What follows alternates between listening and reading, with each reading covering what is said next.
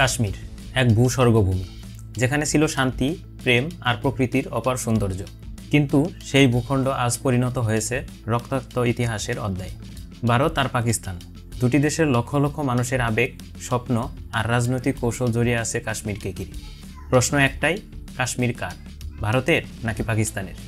চলুন আজ আমরা খুঁজে দেখি সত্যটা, ইতিহাস, রাজনীতি আর বাস্তবতার আলোকে। এই ভিডিওটা শেষ পর্যন্ত দেখুন, আপনি যা জানেন তার বাইরেও অনেক কিছু জানতে চলেছেন। কাশ্মীর হিমালয়ের কূলে থাকা এক অপরূপ ভূখণ্ড। প্রাকৃতিক সৌন্দর্যে ভরপুর এই উপত্যকা এক সময় ছিল কবিদের অনুপ্রেরণা। জম্মু, কাশ্মীর আর লাদাখ, এই তিনটি অংশ নিয়ে গঠিত কাশ্মীর অঞ্চল। ধর্মীয় বৈচিত্র্য এখানে হিন্দু, মুসলিম, বৌদ্ধ আর শিখদের সহ অবস্থান ছিল যুগের পর যুগ। কিন্তু ইতিহাস ঘুরে দাঁড়ায় 1947 সালে। ব্রিটিশরা ভারত ছাড়ে আর ভারত পাকিস্তানের জন্ম নেয়, আর কাশ্মীর পড়ে যায় এক চরম সংকটের মধ্যে।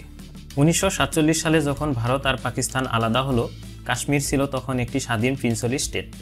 সেখানকার রাজা ছিলেন হরি সিং, হিন্দু ধর্মাবলম্বী, কিন্তু শাসন করতেন মুসলিম সংখ্যাগরিষ্ঠ প্রজাদের।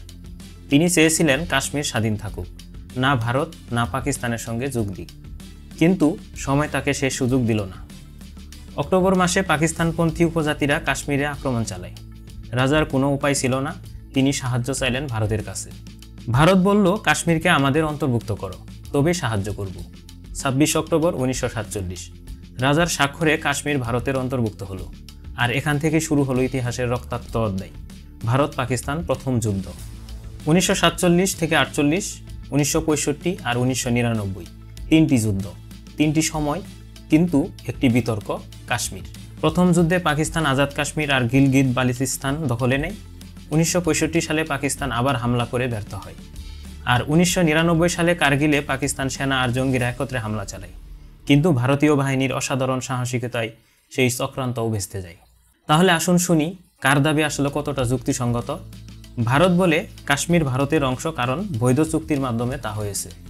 রাষ্ট্রপুঞ্জের প্রস্তাব যদি মানতে হয়, আগে পাকিস্তানকে তার সেনা সরাতে হতো, যা কখনো হয়নি।